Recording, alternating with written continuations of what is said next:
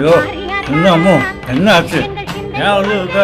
நம்ம வாழ்ந்த காலத்துல கட்சியை எப்படி வலிமையோட வச்சிருந்தோம், இப்ப பாருங்க இவங்க கட்சியை எப்படி கெடுத்து வச்சிருக்காங்க. ஐயோ ஏன் அம்மு இப்படி சொல்ற? நீங்களே அந்த கொடுமையை பாருங்க, அவங்க எல்லாரும் எப்படி போயிட்டாங்க, உழைப்பெல்லாம் வீணாயிடுச்சு.